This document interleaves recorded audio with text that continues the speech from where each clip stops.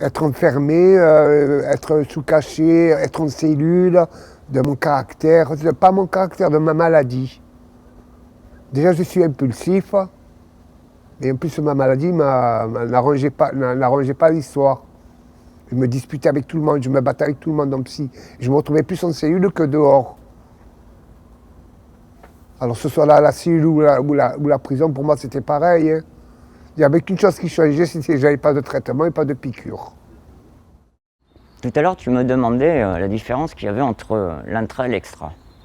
Ben, moi, je dirais qu'en intra, la personne, elle prend ça comme une punition, comme si elle était en prison. Alors que la maladie mentale, c'est pas un délit, c'est pas un crime. Hélas, on vit dans un état carcéral lorsqu'on est en hôpital psychiatrique. Quand une personne de la rue est accompagnée à l'hôpital, elle est souvent stigmatisée. Et ce qui va être relevé, c'est, et même moi, c'est ce qui m'a beaucoup choqué la plupart du temps, c'est que le personnel hospitalier parlait de la personne en question, alors que la personne était juste à côté, en parlant de cette personne à la troisième personne. Non, t'as vu comme il pue, oh, qu'est-ce qu'il sent mauvais, va falloir le laver, tout ça. Ensuite, il y a par rapport aux conditions d'hospitalisation. Mars, même s'il fait hospitaliser certaines personnes, vont veiller à ce qu'il y ait tout le temps un lien entre Mars et la personne, qu'elle ne se retrouve pas d'un seul coup isolée en service. À l'hôpital, quand on arrive, il n'y a aucun lien qui est fait à l'extérieur, avec des gains, et on se retrouve à la disposition de personnes sous légitimité de je ne sais pas quoi. Et ça me dérange. Il y a des choses qui m'ont choqué. Il y a par exemple le fait que les infirmiers, certains infirmiers ont été remplacés par des vigiles. Question de sécurité, mais ça, il y a des vigiles aussi aux urgences, dans le service d'urgence.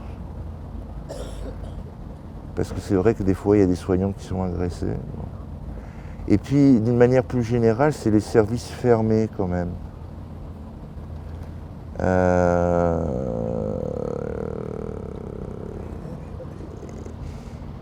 Et les services fermés, parfois on peut s'y retrouver simplement par indiscipline, incivilité, ou c'est pas forcément quelqu'un de complètement dangereux qui va se retrouver ou dans une cellule d'isolement. Enfin, il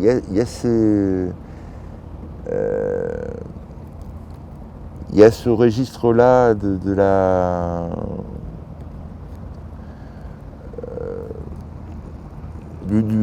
vieil asile tel qu'on l'avait, tel qu'on l'a gardé en tête, quoi, qui m'a choqué. On va voir s'inverser justement ce rapport de force. Parce que le psychiatre, lorsqu'il sera chez le patient, eh ben, il est chez le patient, il n'est pas dans son bureau. Et pouvoir à un moment la soutenir sur ça et qu'elle trouve ses solutions, parce qu'on aurait pu l'hospitaliser sous contrainte. Après, c'est du travail pendant 15 jours de pouvoir rattraper ça hein, pour lui. Mais là, on a essayé. Après, ça ne veut pas dire qu'on ne fait pas de soins et qu'on ne peut pas faire appel à l'hôpital, parce que ça a du sens l'hôpital. Mais essayer de transformer, de créer des alternatives à l'hôpital pour pouvoir qu'à un moment, ces types de personnes ne soient pas coincées dans le système entre la prison, la psychiatrie, la rue. Essayer d'amener un maximum de solutions pour qu'elles trouvent leur place. Bah oui, la psychiatrie, c'est quand même bien pour gérer une période de crise, quoi, quand on est vraiment... moi, j'ai eu 2 ou 3 épisodes délirants. Et oui, heureusement qu'il y avait la psychiatrie, oui, pour m'isoler et me protéger de moi-même, quoi. Bien sûr, oui. Après, il ne faut pas non plus que ça rentre dans un système... Beaucoup d'associations, entre autres HAS, là, tu vois, parce que... Quand on n'est pas bien, ou quand on a un problème matériel, ou quand la facilité c'est l'hôpital. Et voilà. Alors que l'hôpital c'est un endroit où on y est ponctuellement, quoi, le temps justement de gérer une crise. Il ne faut pas non plus que ça devienne un lieu de vie, quoi, un hôtel, quoi. Voilà. Parce qu'il y a bien souvent il y a l'assimilation, quoi. Beaucoup de gens qui sont en précarité sociale finissent à l'hosto parce qu'ils n'ont rien à manger, parce qu'ils n'ont pas de toit, et c'est... Voilà. Et je pense que ça par contre c'est pas une solution. Et paf! Et après, oui, le fait de croire dans les forces des gens, évidemment, on peut... D'emblée, c'est comme la définition du rétablissement, d'avoir de l'espoir pour les personnes. Et donc, qu'est-ce que ça implique par rapport au système de soins? Nous, on est confrontés avec tous les problèmes du système de soins parce qu'on suit des publics qui questionnent les choses et qui ne les acceptent pas. On suit des personnes qui sont mises en marge de la société, qui sont en marge de la société, donc qui questionnent le système, et nous on se questionne avec elles, et on voit encore mieux les failles depuis l'extérieur. Oui, on pense que les services aujourd'hui psychiatriques répondent pas aux besoins de rétablissement des gens, et qu'on ne sait leur proposer que l'hospitalisation.